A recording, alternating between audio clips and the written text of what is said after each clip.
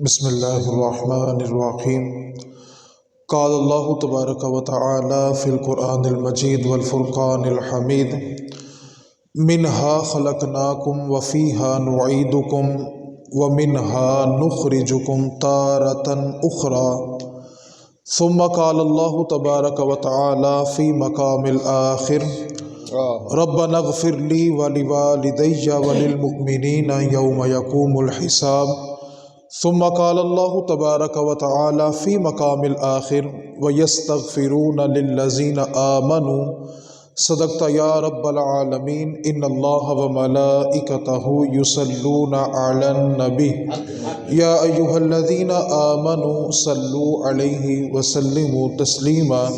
سارے بھائی مل کے پڑھ لیں۔ بلغ العلا بکمالہ کشف الدجا بجمالہ حسنت جمیلہ صلو علیہ۔ اللہ رب العزت کا احسان ہے کہ اس نے ہم سب کو مسلمان گھرانے میں پیدا کیا۔ اس احسان کے بعد اس کا سب سے بڑا احسان یہ ہے کہ اس نے ہمیں حضور کا امتی بنایا۔ یہ ایک ایسا اعزاز ہے جس کے لیے اللہ تعالیٰ کے 12 انبیاء دعا کرتے رہے کہ اللہ ہم ہیں تو تیرے نبی، لیکن حسرت یہ ہے کہ کاش تیرے محبوب کے امتی ہوتے۔ اللہ تعالیٰ نے یہ شرف ہمیں بن مانگے عطا کر دیا۔ قرآن مجید کی میں نے مختلف مقامات سے 3 آیات کو تلاوت کیا ہے۔ میں مختصراً سبھی پر تھوڑا تھوڑا کلام کرتا ہوں۔ اللہ تعالیٰ دین کی سمجھ کے ساتھ عمل کی توفیق عطا فرمائے۔ ہم پنجابی زبان میں ایک جملہ بولتے ہیں کہ جتھوں دی مٹی اوتھے جا پہنچی۔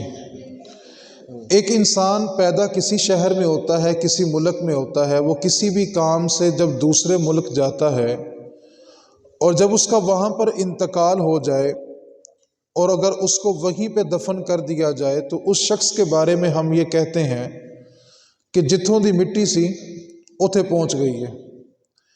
اصل میں یہ صرف ہماری زبانوں کا جملہ نہیں ہے، میں نے جو قرآن مجید کی پہلی آیت پڑھی ہے اس کا مفہوم ہے۔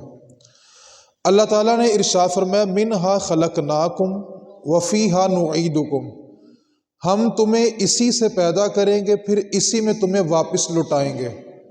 ومنہا نخرجکم تارۃ اخری، اور پھر تمہیں دوبارہ اسی مٹی سے نکالیں گے۔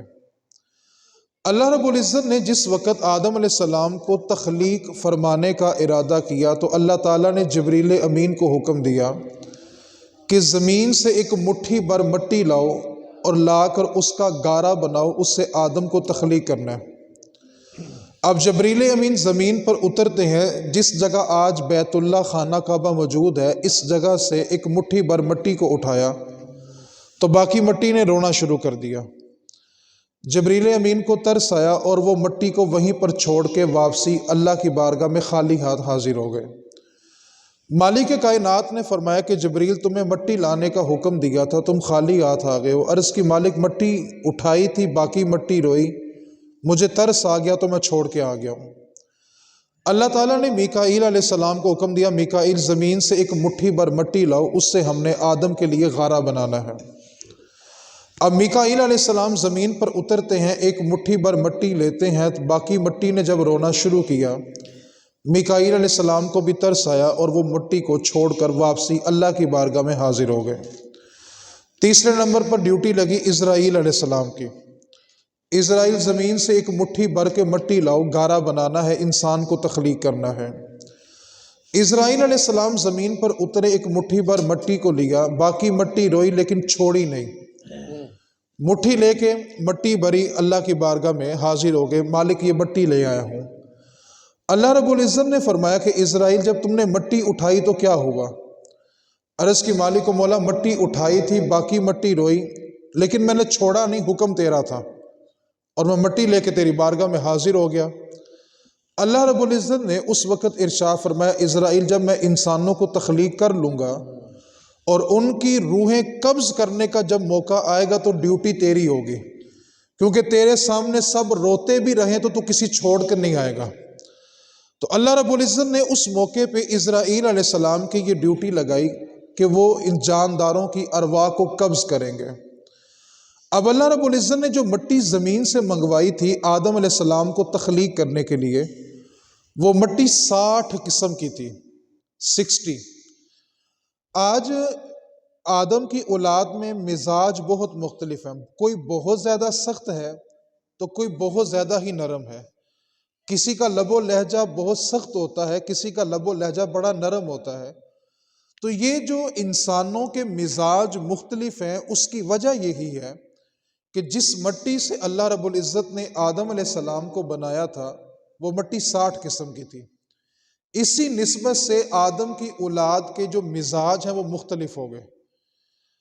اللہ رب العزت نے جب گارا بنا لیا آدم علیہ السلام کو بنانے کے لیے تو اس کو 40 دن رکھا، اور اس گارے کے اوپر 40 دن بارش برسی، 39 دن غموں کی بارش ہوئی تھی، ایک دن خوشیوں کی بارش ہوئی تھی۔ اور اسی تناسب سے انسان کی زندگی میں غم بھی ہیں اور خوشی بھی ہے۔ انسان کی زندگی میں جو غموں کا تناسب زیادہ ہے اس کی وجہ یہ ہے کہ آدم علیہ السلام کو بنانے کے لیے جو گارا بنایا تھا اس کے اوپر 39 دن غموں کی بارش ہوئی تھی۔ اب جو میں نے قرآن مجید کی اس آیت کا مفہوم بیان کیا، آپ نے اب اس جملے پہ توجہ کرنی ہے۔ کامران بھائی کہہ رہے تھے کہ ہم جالیوں تک ہو آئے ہیں، آپ نے اندر جانا ہے، تو اندر جانے کی جرت کسی کی نہیں ہوتی، میں صرف ایک اشارہ کر دیتا ہوں۔ ہم جملہ کیا بولتے ہیں؟ جتھوں دی مٹی اوتھے جا پہنچی۔ آیت کا مفہوم کیا تھا کہ ہم تمہیں اسی سے پیدا کریں گے، پھر تمہیں اسی میں لٹائیں گے، اور قیامت والے دن تمہیں دوبارہ اسی مٹی سے نکالیں گے۔ اب اس آیت کے مفہوم کو سمجھنے کے بعد ایک چیز سمجھ آتی ہے کہ زمین کے جس حصے سے مٹی لے کے جس انسان کو بنایا جاتا ہے، مرنے کے بعد اس انسان کو اسی مٹی میں دفن کیا جاتا ہے۔ میں جملہ دوبارہ دہرا رہا ہوں، اس کے بعد آپ نے اس جملے کا لطف لینا ہے۔ زمین کے جس حصے سے مٹی لے کر جس انسان کو بنایا جاتا ہے، اس کے وصال کے بعد اس کو اسی مٹی میں دفن کیا جاتا ہے۔ اب اس جملے پہ آؤ کہ زمین کے جس ٹکڑے سے اللہ رب العزت نے مٹی لے کر اپنا محبوب بنایا ہے، اسی جگہ سے مٹی لے کے اللہ نے ابو بکر بھی بنایا ہے، عمر فاروق بھی بنایا ہے۔ آج بھی وہ حضور کے پہلو میں موجود ہیں، اور وہ ٹکڑا جنت کا ٹکڑا ہے۔ وہاں پر کسی کی لغویات پہنچیں یا نہ پہنچیں، 24 گھنٹے درود و سلام ضرور پہنچتا ہے۔ جناب صدیق اکبر رضی اللہ تعالیٰ عنہ کی مٹی بھی اسی جگہ سے لی گئی جس جگہ سے اللہ نے اپنے محبوب کے لیے مٹی کو منگوایا تھا۔ اب دو باتیں میں نے گوش گزار کرنی ہے، کیونکہ آج جو دن ہمارے درمیان اب شروع ہو چکا ہے، 22 جمادی الثانی، جناب سیدنا صدیق اکبر رضی اللہ تعالیٰ عنہ کا یوم وصال ہے۔ میں صرف ایک بات اس حوالے سے کر کے تو واپس اصالِ ثواب کے موضوع پہ آ جاتا ہوں۔ کسی بھی انسان کو اپنی زندگی میں 4 چیزیں بڑی عزیز ہوتی ہیں: اپنی جان، اپنی اولاد، اپنا مال اور اپنا وطن۔ کوئی بھی انسان ہے وہ ان 4 چیزوں کے ارد گرد اپنی زندگی گزارتا ہے۔ جان بڑی عزیز ہے، اولاد بڑی عزیز ہے، اپنا کمایا ہوا مال بڑا عزیز ہے، اور اپنا وطن بڑا عزیز ہے۔ میں قربان جاؤں جناب صدیق پہ۔ جناب صدیق نے 4 کی 4 حضور کی ذات پہ قربان کی ہیں۔ جان بھی قربان کی، اولاد بھی قربان کی، مال بھی قربان کیا، وطن بھی قربان کیا۔ میں صرف اشارتاً ان احادیث کی طرف جاتا ہوں، آپ سب صاحب علم موجود ہیں، آپ بے شمار مرتبہ ان احادیث کو سن چکے ہیں، میں صرف اشارتاً ان کی طرف اشارہ کرتا چلا جاتا ہوں۔ جب حضور غار میں موجود ہیں اور نبی اکرم نور مجسم صلی اللہ علیہ وسلم کا سر انور جناب صدیق کی گود میں ہے، آپ تصور کریں کتنے قریب سے حضور کو دیکھا ہوگا۔ اس کی وجہ کیا تھی کہ ایک دن جناب صدیق اکبر رضی اللہ تعالی عنہ سے نبی پاک نے پوچھا تھا، ابو بکر تیری زندگی کی سب سے بڑی خواہش کیا ہے؟ تو جناب صدیق عرض کرنے لگے، آقا میری زندگی کی سب سے بڑی خواہش یہ ہے کہ آنکھیں ابو بکر کی ہوں اور چہرہ مصطفیٰ کا ہو، صرف میں اپنے حضور کے چہرے کو دیکھتا رہوں۔ تو حضور نے کتنی خواہش پوری کی کہ 3 دن اور 3 راتیں اتنا قریب سے دیدار کروایا کہ کسی اور کو نہیں کروایا۔ اور اتنا قرب دینے کے بعد ماحول کیا تھا کہ جب دونوں ہستیاں غار سے باہر تشریف لائی تو مشابت اس قدر ہوگی کہ جب مدینہ المنورہ پہنچے تو دیہاتوں سے جب لوگ حضور کا سن کے ملنے کے لیے آئے اور جناب صدیق حضور کے ساتھ بیٹھے ہوئے تھے، حضور نے ان کو اپنے ساتھ بٹھایا ہوا تھا۔ بہت سارے دیہاتی ایسے تھے جنہوں نے حضور کو دیکھا نہیں ہوا تھا۔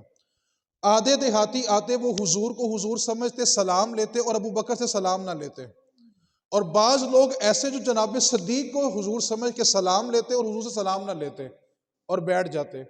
جب جناب صدیق نے یہ منظر دیکھا کہ کچھ لوگ تو صرف مجھ سے سلام لے رہے ہیں اور حضور سے سلام نہیں لے رہے، آقا اور غلام میں فرق ہی کوئی نہیں، تو جناب صدیق اٹھے، دھوپ تھی، گرمی کا موسم تھا، آپ نے اپنا کرتا لیا اور حضور کے اوپر سایہ کر کے کھڑے ہو گئے تاکہ پتہ چلے کہ آقا کون ہے، غلام کون ہے۔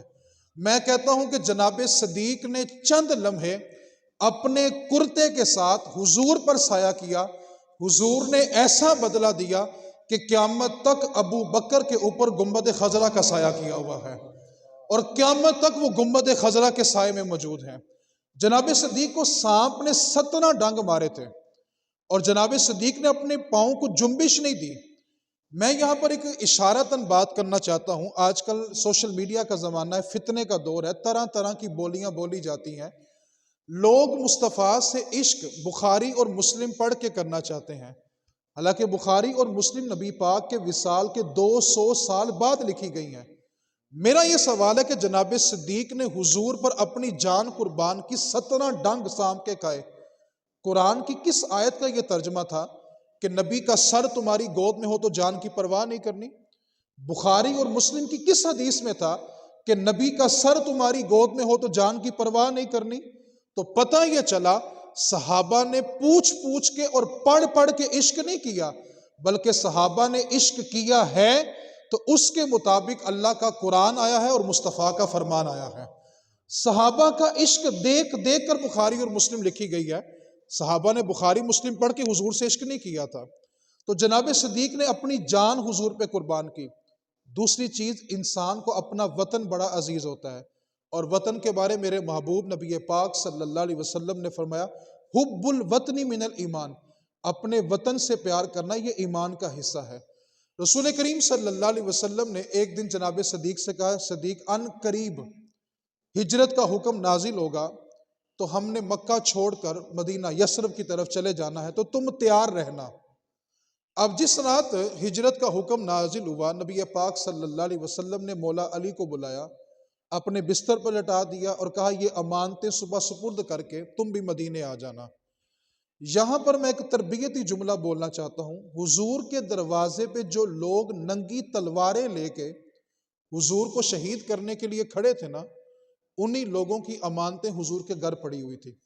وہ جانی دشمن ہونے کے باوجود بھی اس بات کو مانتے تھے کہ حضور کی ذات صادق بھی ہے اور امین بھی ہے، کسی قسم کی خیانت نہیں ہوگی۔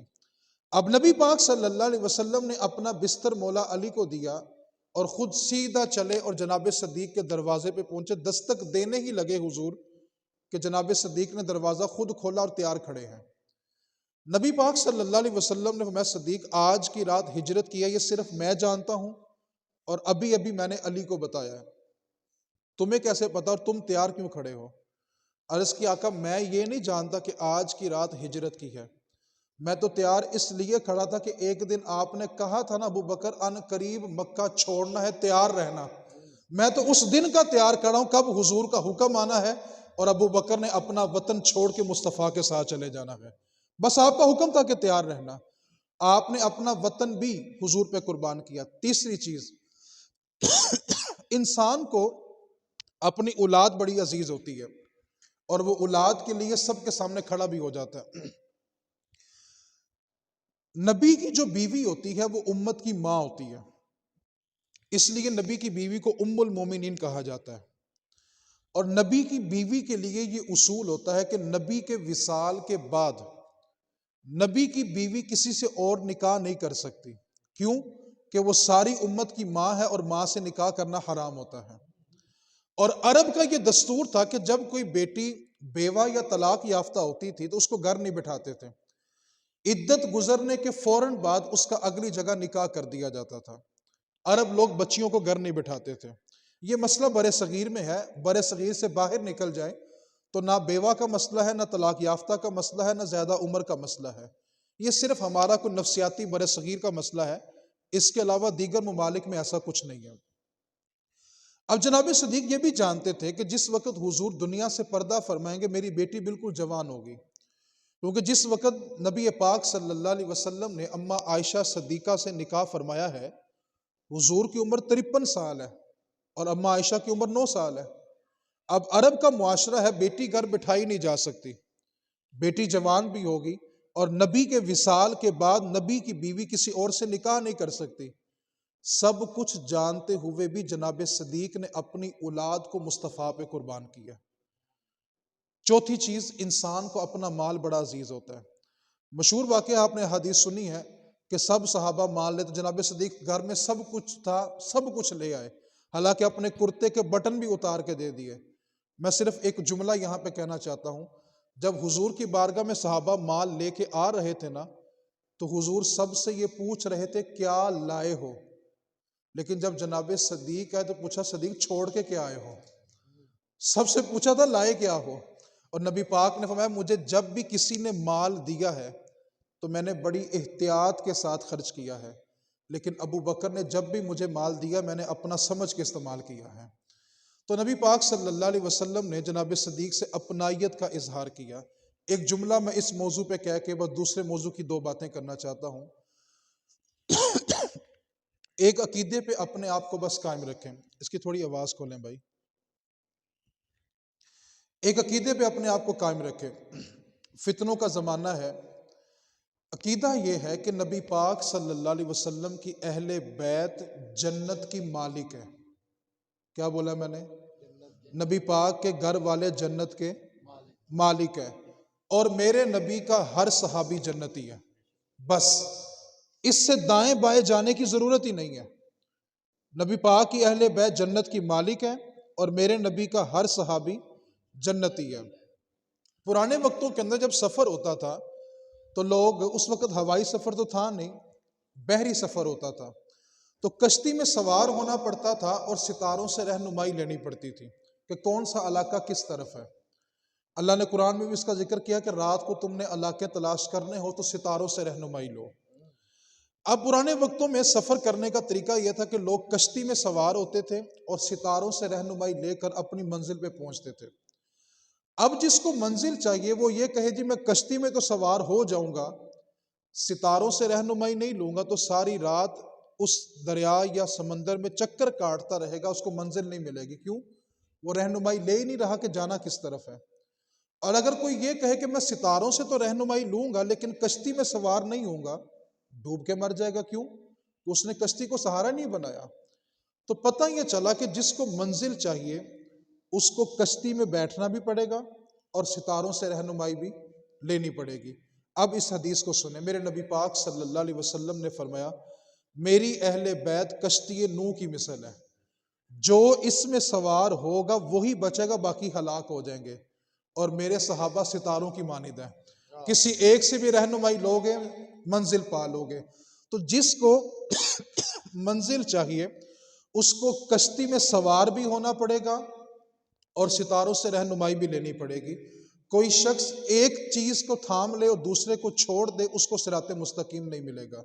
اس واسطے ہم سے صحابہ کے بارے میں نہ دنیا میں سوال ہے، نہ قبر میں سوال ہے، نہ حشر میں سوال ہے۔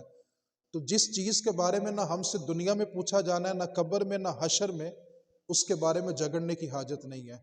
ایک مثال ہے، سونار ہوتا ہے نا جیولر، اس کا ترازو ہوتا ہے۔ سونار اپنے ترازو پہ تولے اور ماشے تولتا ہے، وہ ٹن اور من نہیں تول سکتا، کیونکہ سونار کے ترازو کی یہ اوقات نہیں ہے کہ وہ اپنے ترازو کے اوپر ٹن اور من تولے، کیونکہ وہ ٹن اور من تولے گا تو ترازو ٹوٹ جائے گا۔ اس کے ترازو کی اوقات یہ ہے کہ وہ تولے اور ماشے تولے۔ اسی طرح میری اور آپ کی عقل کی اوقات یہ ہے کہ آپ اپنی عقل پہ مجھے تولیں، میں اپنی عقل پہ آپ کو تولوں۔ ہماری عقلوں کی اتنی اوقات نہیں ہے کہ ہم اپنی عقل پہ اہل بیت اور صحابہ کو تولنا شروع کر دیں۔ ہم ایک دوسرے کو تولتے رہے، بات ٹھیک ہے۔ اب ساری رات ہم جیسا نکما بندہ گناہ کرے اور صبح اٹھ کے صحابہ اور اہل بیت پر بات کرے، یہ ہماری اوقات نہیں ہے۔ اس واسطے آپ مجھے تولیں میں آپ کو تولوں، یہ بات سمجھ آتی ہے۔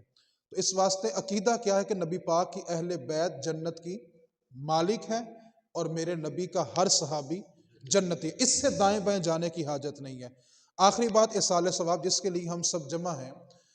عبادت جو ہے وہ جسم کے ذریعے کی جائے یا مال کے ذریعے کی جائے، یا دونوں کو ملا کے کی جائے۔ یعنی جسم کی عبادت کیا؟ بندہ نماز پڑھتا ہے، روزہ رکھتا ہے۔ مال کی عبادت کیا ہے؟ کہ بندہ زکوٰۃ دیتا ہے۔ مال اور جسم دونوں کی عبادت کیا ہے؟ کہ بندہ حج کرتا ہے۔ مال بھی خرچ کر لیا، عبادت بھی کر لی۔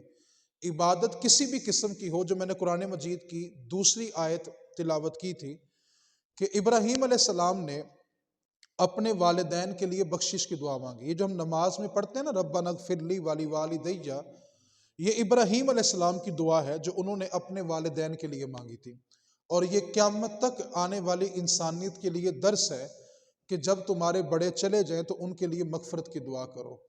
رسول کریم صلی اللہ علیہ وسلم نے ارشاد فرمایا کہ جو شخص اپنے والدین کی بخشش کی دعا کرتا رہے، وہ زندہ ہوں تب بھی، دنیا سے چلے جائیں تب بھی، جو بندہ اپنے ماں باپ کی بخشش کی دعا کرتا رہتا ہے، اللہ تعالیٰ اس کا دسترخوان کبھی تنگ ہی نہیں ہونے دیتا۔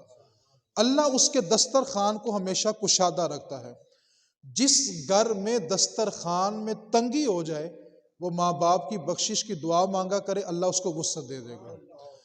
نبی پاک صلی اللہ علیہ وسلم کا جو دین ہے، اس کی ایک خاصیت ہے، نبی پاک صلی اللہ علیہ وسلم کا دین کسی کا قرض نہیں رکھتا۔ اس میں جو جس نیت سے آتا ہے نا، اس کو مل جاتا ہے۔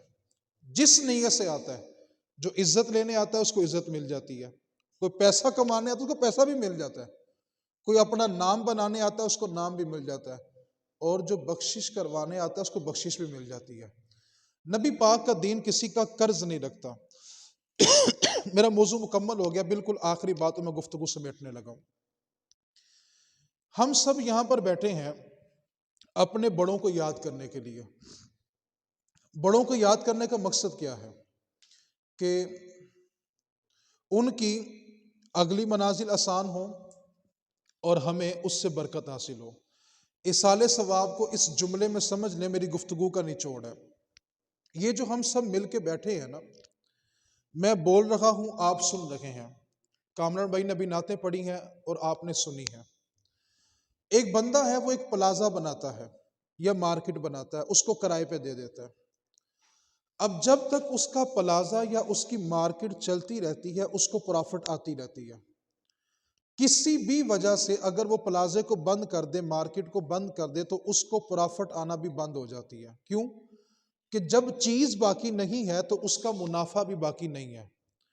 یہاں سے ایک ضابطہ یہ سمجھ آتا ہے کہ جب تک چیز باقی ہوتی ہے اس کا منافع بھی ہوتا ہے، اگر چیز نہیں ہے تو اس کا منافع بھی نہیں ہے۔ یہ جو آپ اور میں بیٹھ کے ذکر رسول، ذکر خدا کر رہے ہیں نا، اس کا ثواب مرنے والے کو پہنچ رہا ہے، لیکن کب تک؟ جب تک ہم موجود ہیں۔ ابھی محفل مکمل ہوگی، یہ ثواب ختم ہو جائے گا۔ کیوں؟ جب ذکر باقی نہیں تو اس کا ثواب بھی باقی نہیں ہے۔ اسی طرح جب بھی کسی کا ایصال ثواب ہوتا ہے تو اہل خانہ اس کے لیے کھانے کا بھی اہتمام کرتے ہیں۔ کھانے کا ثواب بھی مرنے والے کو پہنچتا ہے، لیکن تب تک جب تک کھانے والے کو ہضم نہ ہو جائے۔ جس نے لقمہ لیا ہوگا اس کا ثواب مرنے والے کو پہنچے گا، لیکن جیسے ہی وہ کھانا ہضم ہو جائے گا اس کا ثواب ختم۔ کیوں؟ کہ جب چیز باقی نہیں ہے تو اس کا ثواب بھی باقی نہیں ہے۔ ہمارے ہاں برِ صغیر میں جو عمومی طور پر ایصال ثواب کیا جاتا ہے، وہ یہ دو ہی چیزیں ہوتی ہیں: محفل کروا لو، کھانا بنا لو۔ محفل کا ثواب کب تک ہے؟ جب تک محفل جاری ہے۔ کھانے کا ثواب کب تک ہے؟ جب تک کھانے والے کو ہضم نہیں ہو گیا۔ اچھا، محفل مکمل ہو گئی، کھانے والے کو کھانا ہضم ہو گیا، تو جو ثواب تھا وہ رک گیا۔ کیوں؟ کہ جب چیز باقی نہیں ہے تو اس کا منافع باقی نہیں ہے۔ کسی نے اپنے والد کے لیے ایک پنکھا مسجد میں لگا دیا، پنکھا 20 سال 30 سال نمازیوں کو ہوا دیتا رہا، 30 سال اس کا ثواب مرنے والے کو پہنچتا رہا۔ 30 سال کے بعد کسی وجہ سے پنکھا خراب ہو گیا، مسجد والوں نے اتارا، سٹور میں رکھ دیا، تو اب مرنے والے کو ثواب نہیں۔ کیوں؟ کہ چیز باقی نہیں ہے۔ تو ہمارے ہاں جو برے صغیر میں اپنے بڑوں کے لیے اصال ثواب ہوتا ہے وہ وقتی ہوتا ہے، وقتی، یعنی وقت گزر گیا ثواب ختم ہو گیا۔ لیکن حاجی صاحب ایسا اصال ثواب چھوڑ کے گئے ہیں کہ نسلیں ختم ہو جائیں گی، ان کا ثواب ختم نہیں ہوگا۔ آج بھی ان کے بنائے ہوئے مدارس میں بیٹھ کے بچے اور بچیاں قرآن پڑھ رہے ہیں۔ سبحان اللہ۔ ایک میں آپ کو اصال ثواب بتاتا ہوں، آپ کی نسلیں بھی چلی جائیں گی، کبھی ثواب ختم نہیں ہوگا۔ کیوں؟ رسول کریم صلی اللہ علیہ وسلم کا فرمان ہے تب تک قیامت نہیں آئے گی جب تک میرا دین ایک ایک جھونپڑی میں بھی داخل نہ ہو جائے گا، تب تک قیامت برپا نہیں ہوگی۔ میں آپ کو ایک اصال ثواب بتاتا ہوں، ماشاءاللہ اس خاندان کو میں قریب سے جانتا ہوں، ماشاءاللہ یہ بڑی تیزی کے ساتھ اس طرف آئے ہیں۔ آپ اصال ثواب یہ کریں کہ مرنے والے کی نسل میں سے جس کا جو عزیز چلا گیا، خاص اس گھرانے کی بات نہیں ہے، کبھی بھی، کیونکہ دیکھیں یہ ایک ایسا تعلق ہے، ایک ایسی چیز ہے، دنیا میں جتنے بھی مذاہب پائے جاتے ہیں نا، مسلک نہیں مذاہب، سب کا کسی نہ کسی مسئلے میں اختلاف ہے۔ ایک چیز ایسی ہے جس میں دنیا کے کسی مذہب کا بھی اختلاف نہیں ہے، وہ چیز موت ہے۔ مرنے کے بعد دوبارہ اٹھنے میں اختلاف ہے، مرنے میں کسی مذہب کا اختلاف نہیں ہے۔ سارے مذاہب دنیا کے اس بات پر متفق ہیں کہ انسان نے ایک دن مر جانا ہے، دوبارہ اٹھنے نہیں اٹھنا اس میں لوگوں کا اختلاف موجود ہے۔ آپ نے جو اصال ثواب کرنا ہے وہ سنیں، آپ اپنے بڑوں کی نسل میں سے ایک بچے کو دین پہ لگا دیں، آپ یقین کریں وہ اسپیشل بیٹھ کے قرآن پڑھے یا نہ پڑھے، اسپیشل محفل کروائے یا نہ کروائے، اصال ثواب کے لیے کھانا بنوائے یا نہ بنوائے، وہ چلتا جا رہا ہوگا، اس سے کوئی پوچھے گا علامہ صاحب یہ مسئلہ بتائیں، اب عالم نے مسئلہ بتایا، ثواب ڈائریکٹ اس کی قبر میں پہنچا جس نے اس کو دین پہ لگایا ہوا تھا۔ یہ ایک ایسا اصال ثواب ہے۔ مثال کے طور پہ میں یہاں آپ سے بات کر رہا ہوں تو سارا ثواب کس کے کھاتے میں جا رہا ہے؟ جس نے مجھے اس لائن میں لگایا تھا۔ اب جس کو میں نے دین پڑھا دیا وہ دنیا میں جہاں جہاں بھی کام کرے گا سارا ثواب میرے کھاتے میں۔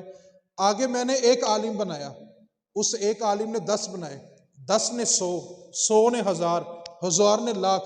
یار جب لاکھ بندے بیٹھ کے اللہ کا قرآن اور مصطفیٰ کا فرمان پڑھاتے ہوں گے، سوچو دین پہ لگانے والے کی قبر جنت بنتی ہوگی کہ نہیں بنتی ہوگی؟ یہ ہے اصل اصال ثواب، یہ ہے ایکچوئل اصال ثواب۔ ہم کسی اور طرف چلے گئے۔ محفل کروانا منع نہیں ہے، کھانا بنانا منع نہیں ہے، ڈنکے کی چوٹ پر جائز ہے، اس پر دلائل موجود ہیں، لیکن میں سمجھانا یہ چاہ رہا ہوں کہ ہم جو کرتے ہیں وہ وقتی ہوتا ہے۔ ایک اصال ثواب ایسا کریں جو آپ چلے جائیں پھر بھی بند نہ ہو، آپ اپنے بچوں کو دین پہ لگائیں۔ ایک بات کو پلے باندھ لیں، آپ ماشاءاللہ ذی شعور لوگ بیٹھے ہوئے ہیں، میری بات کو توجہ سے سمجھنا ہے۔ باپ ہے نا، باپ وہ اپنے بچے کو نا ایک گاڑی بھی لے کے دیتا ہے، ایک گھر بھی بنا کے دیتا ہے، اس کو بینک بیلنس بھی دیتا ہے، اس کو اپنا کاروبار بھی دیتا ہے، لیکن سلوک بھلا کیا ہوتا ہے؟ جب باپ کی میت گھر کے صحن میں پڑی ہوتی ہے نا، جس بچے کو اس نے بنگلہ، گاڑی، کاروبار، بینک بیلنس دیا ہوتا ہے نا، وہ بچہ اپنے باپ کو نہلانے کے لیے تیار نہیں ہوتا۔ خدا کی قسم اس سے بڑے غریب ماں باپ مرے ہی نہیں ہیں جن کے مرنے کے بعد ان کے بچے ان کو ہاتھ لگانے کے لیے تیار نہیں ہیں۔ ماں ہے نا، ماں وہ ساری زندگی بچیوں کا جہیز بنانے میں گزارتی ہے۔ بچی جب چلنا شروع کرتی ہے نا، اس دن سے ماں اس کا جہیز بناتی ہے، لیکن وہ بچی کیا کرتی ہے؟ جب ماں کی ڈیڈ باڈی گھر کے صحن میں پڑی ہوتی ہے نا، وہ بالیاں، کانٹے، چوڑیاں اتارنے کے لیے تو آگے آتی ہے، لیکن ماں کو نہلانے کے لیے آگے نہیں آتی۔ ایک لمحے کے لیے تصور تو کرو یار، اس باپ نے کمایا ہی کیا ہے جس کے بعد اس کا بیٹا، سگا بیٹا جس کو چوم چوم کے جوان کیا، جس کو اپنے سینے پہ کھلا کھلا کے جوان کیا، اس کا سگا بیٹا اپنے سگے باپ کو ہاتھ لگانے کے لیے تیار نہیں ہے۔ موبائل پاپا کی نشانی، گاڑی پاپا کی نشانی، کوٹھی پاپا کی نشانی، اور باپ کے بدن سے جو کپڑے اترتے ہیں وہ غریب کو، کیا وہ پاپا کی نشانی نہیں ہے؟ اور میرے بھائی اولاد کو دین دو، دین۔ پردے میں سننے والی مائیں اس بات پر توجہ کریں، بیٹیوں کو دین دیں، ورنہ مرنے کے بعد غسل کے لیے بھی ترسیں گی۔ آپ جس اولاد پر مان کر رہے ہو میرے بھائی، یہ تو مرنے کے بعد جس صابن سے باپ کو نہلایا جاتا ہے وہ صابن اپنے گھر میں نہیں رکھتے، ماں باپ کے کفن سے بچا ہوا کپڑا اپنے گھر میں نہیں رکھتے۔ ہم کس گمان میں ہیں؟ صرف وہ اولاد آپ کے کام آئے گی جس کو آپ نے اخلاقیات اور دین دیا ہوگا۔ دین کے لیے ضروری نہیں کہ وہ 9 سال کا درس نظامی کرے گا تو دین ہے، اپنے محلے کے امام صاحب کے، جس عالم سے آپ کی عقیدت ہے، جس عالم سے آپ پیار کرتے ہیں، اس کو کہو یار میرے بچے کو بتا دو کہ باپ کو نہلانا کیسے ہے۔ ایک بات کو پلے باندھیں، جو بزرگ ہیں میری بات کو جلدی سمجھیں گے، نہلانے والا یا نہلانے والی سگی اولاد ہو نا، ماں باپ میں کوئی عیب نکل آئے نا تو کسی کو بتاتی نہیں ہے، اپنا ہو تو بتاتا نہیں، غیر ہو تو کبھی چھپاتا نہیں۔ غیر تو جگہ جگہ تذکرہ کرتا ہے، پاجی جسم وزنی ہو گیا تھا، جسم سے بدبو آ رہی تھی، اس کا چہرہ بگڑ گیا تھا، ہاتھ پاؤں سخت ہو گئے تھے۔ حالانکہ یہ سارے گناہ گار ہونے کی علامتیں نہیں ہیں۔ کسی کو بلڈ کے مسائل ہوتے ہیں، اس کا جسم اکڑ جاتا ہے۔ شرابیوں کا جسم بڑا نرم ہوتا ہے۔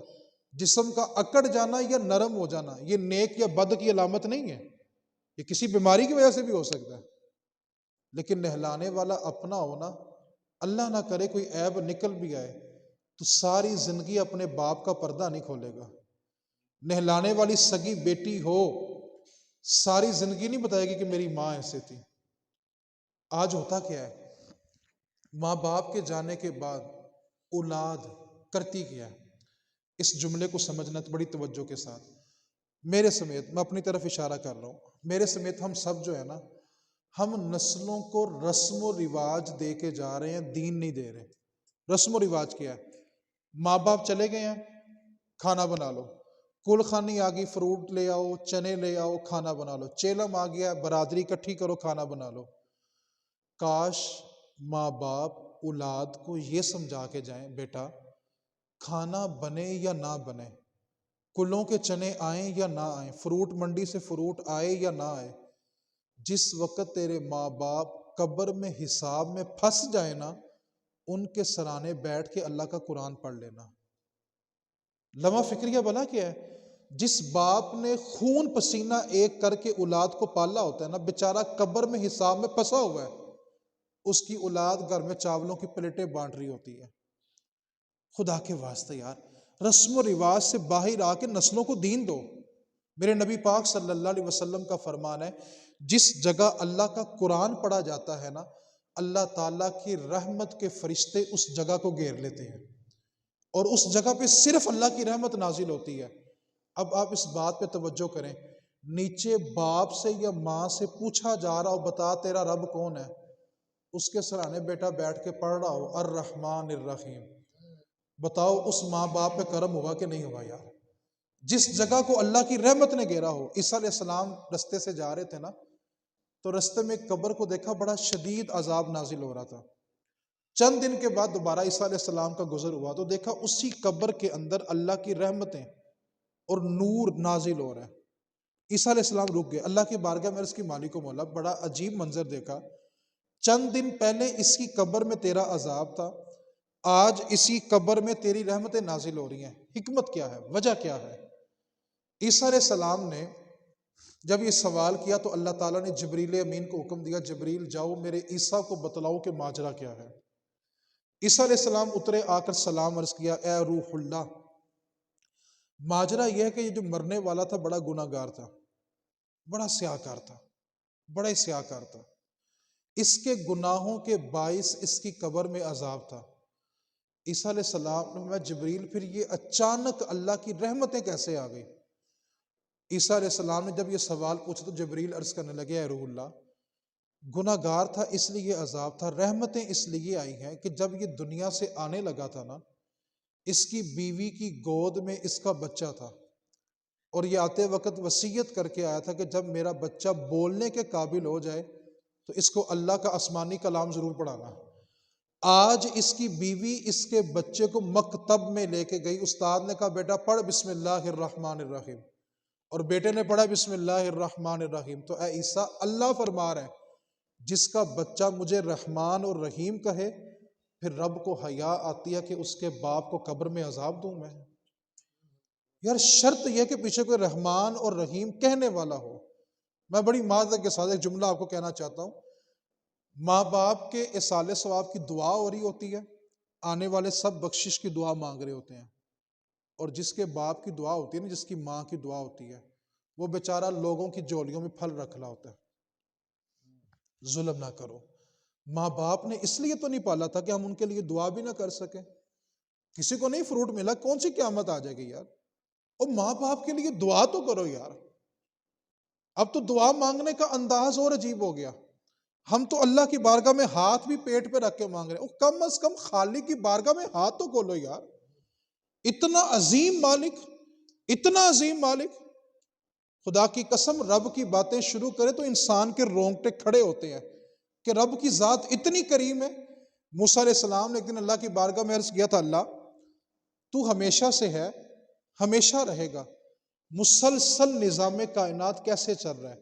لا تاخذہ سینۃ ولا نوم، تجھے نہ نیند آتی ہے نہ اونگ آتی ہے، تو مسلسل نظام کائنات کیسے چل رہا ہے؟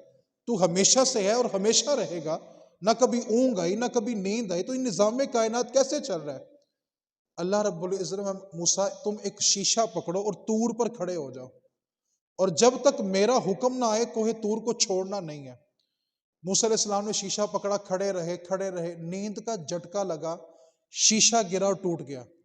فوراً رب نے کلام فرمایا، موسیٰ تمہیں نیند کا ایک جھٹکا لگا تو تو ایک شیشہ نہیں سنبھال سکا، سوچ تیرا رب سونے والا ہوتا تو نظام کائنات کس نے سنبھالنا تھا؟ کم از کم اپنے خالق سے مانگو تو صحیح یار۔